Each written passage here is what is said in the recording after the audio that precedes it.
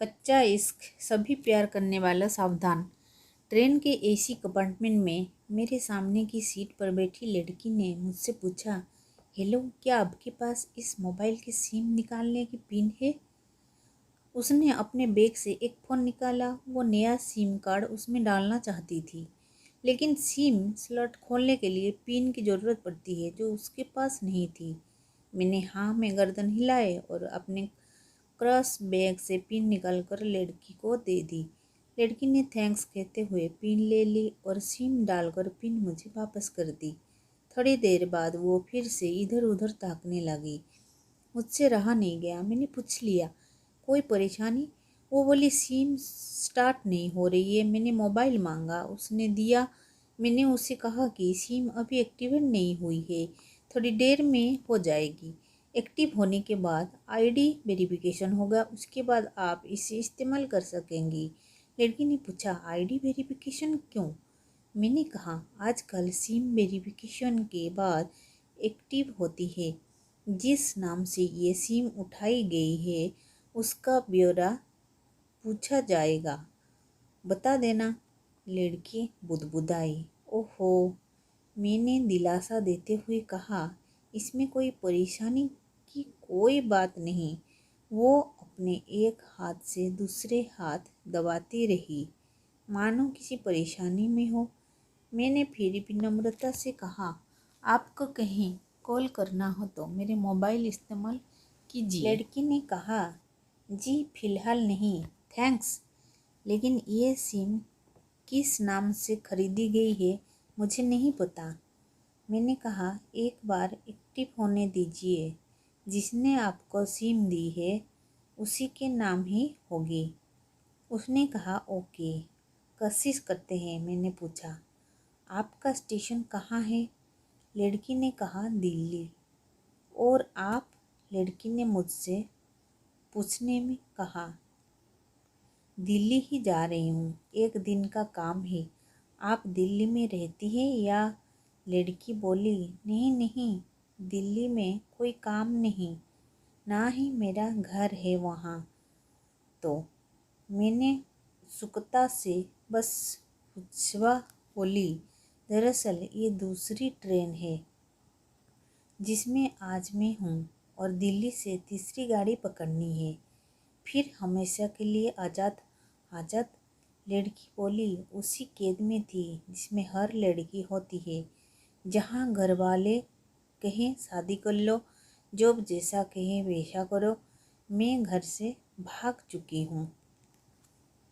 मुझे ताज्जुब हुआ, मगर आपने ताज्जुब को छुपाते हुए मैंने हंसते हुए पूछा, अकेली भाग रही हैं आप?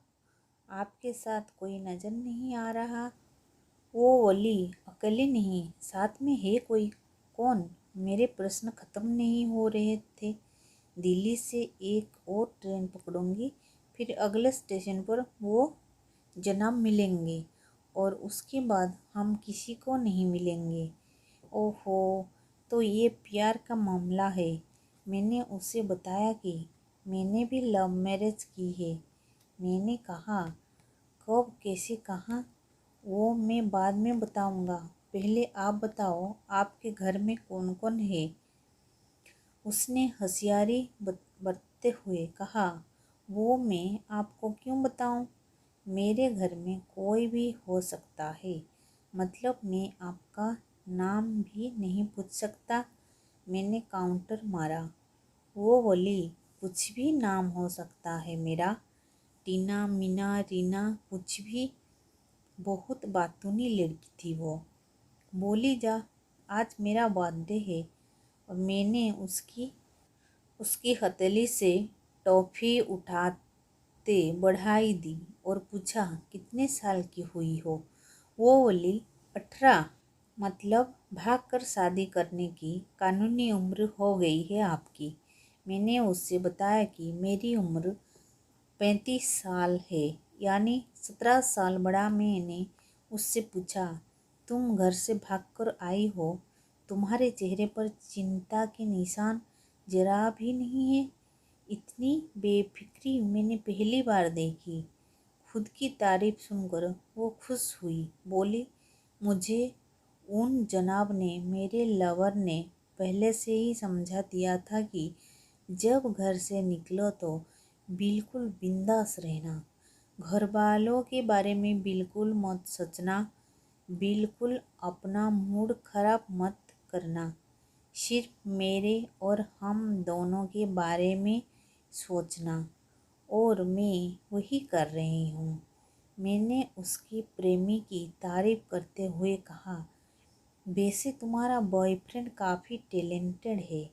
उसने किस तरह से तुम्हें अकेले घर से रवाना किया, नई सिम और मोबाइल दिया, 3 ट्रेन बदलवाई ताकि कोई ट्रैक ना कर सके। Very talented person. मैंने उसे बताया कि मेरी शादी को 10 साल हुए हैं, एक बेटी है 8 साल की और एक बेटा 1 साल का। ये देखो उनकी तस्वीर। मैंने उसे बताया कि ये जो पैदा हुए तब मैं कुवैत में था, एक पेट्रो कंपनी में बहुत अच्छी जॉब थी मेरी, बहुत अच्छी सैलरी थी। फिर कुछ महीनों बाद मैंने वो जॉब छोड़ दी और अपने ही कस्बे में काम करने लगा। लड़की ने पूछा, जॉब क्यों छोड़ी? मैंने कहा, बच्ची को पहली बार गोद में उठाया तो ऐसा लगा जैसे मेरी दुनिया मेरे हाथ में है। 30 दिन की छुट्टी पर घर आया था, वापस जाना था लेकिन जा ना सका। इधर बच्ची का बचपन खर्च होता रहे, उधार में पूरी दुनिया कमा लूं। जॉब में जब भी घाटे का सौदा है, मेरी 10 टके की नौकरी, बचपन उसका लाखों, मुझे दोनों में से एक को चुनना था। आलीशान रहन सहन के साथ नौकरी या परिवार? मैंने परिवार चुना, अपनी बेटी को बड़ा होते देखने के लिए। मैं कुवैत वापस गया था लेकिन अपना इस्तीफा दे दिया। लड़की ने पूछा, अच्छा, आपने तो लव मैरिज की थी ना, फिर आप भागकर कहाँ गए? मैंने उससे बताया कि हमने भागकर शादी नहीं की और ये भी है कि उसके पापा ने मुझे पहली नज़र में सख्ती से रिजेक्ट कर दिया था। मैंने कहा, रिजेक्ट करने का कुछ भी कारण हो सकता है, मेरी जाति, मेरा काम, घर परिवार। मैंने कहा, मैंने कुछ नहीं किया, उसके पिता ने रिजेक्ट कर दिया। वहीं से मैंने अपने बारे में अलग से सोचना शुरू कर दिया था।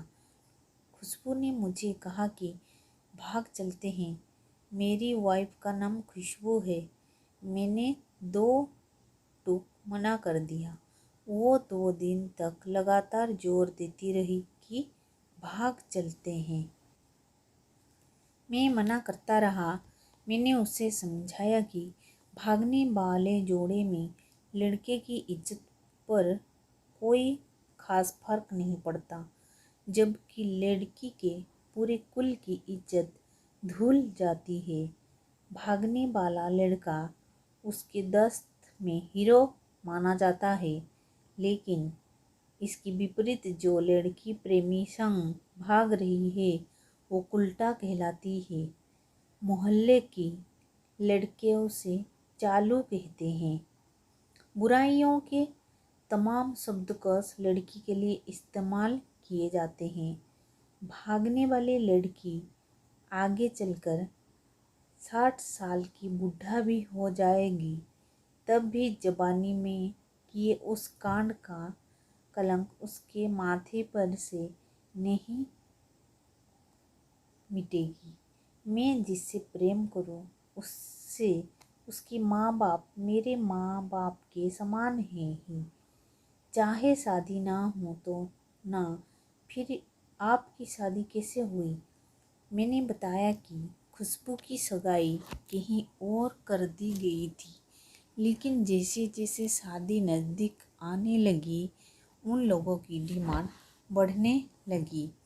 फिर किसी तरह घर वालों को समझा बुझा कर मैं फ्रंट पर आ गया और हमारी शादी हो गई।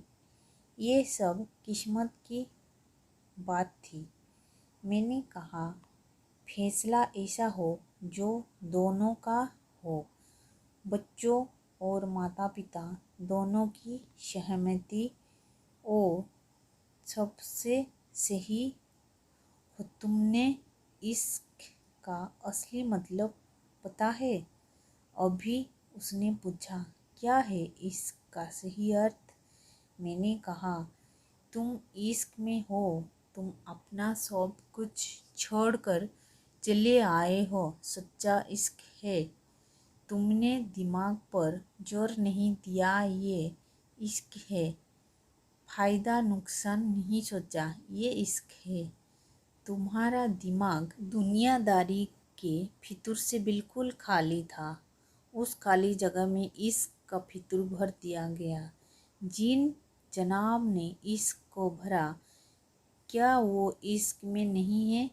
यानी तुम जिसके साथ जा रही हो वो इश्क में नहीं, बल्कि होशियारी और हीरोगिरी में है। जो इश्क में होता है वो इतनी प्लानिंग नहीं कर पाता है, 3 ट्रेन नहीं बदलवा पाता है, उसका दिमाग इतना काम ही नहीं कर पाता। कोई कहे मैं आशिक हूँ और वो सातिर भी हो, ये नामुमकिन है। लालच, हवस और हासिल करने का नाम इश्क नहीं है। इश्क समर्पण करने को कहते हैं, जिसमें इंसान सबसे पहले खुद का समर्पण करता है। जैसे प्यार तुम्हारे पापा तुमसे करते हैं, कुछ दिनों बाद उनका वजन आधा हो जाएगा। तुम्हारी माँ कोई दिनों तक खाना नहीं खाएगी, ना पानी पिएगी। लड़की का चेहरे का रंग बदल गया। ऐसा लग रहा था वो अब यहाँ नहीं है। थोड़ी ही देर में उसका और मेरा स्टेशन आ गया। बात कहाँ से निकली थी और कहाँ पहुँच गई। उसके मोबाइल पर मैसेज टोन बजी। देखा, सिम एक्टिव हो चुकी थी। उसने चुपचाप बैग में से आगे का टिकट निकाला और फाड़ दिया। मुझे कहा, एक कॉल करना है। मैंने मोबाइल दिया। उसने नंबर डायल करके कहा, सॉरी पापा, और सिसक सिसक कर रोने लगी। सामने से पिता भी फोन पर बेटी को संभालने की कोशिश करने लगे। उसने कहा, पिताजी आप बिल्कुल चिंता मत कीजिए, मैं घर आ रही हूँ। दोनों तरफ से भावनाओं का सागर उमड़ पड़ा। हम ट्रेन से उतरे। उसने फिर से पिन मांगी। मैंने फिर दी। उसने मोबाइल से सिम निकालकर तोड़ दी और पिन मुझे वापस कर दिया। तो फ्रेंड्स, आज का वीडियो अच्छा लगा होगा तो please like, share and subscribe. Thanks for watching.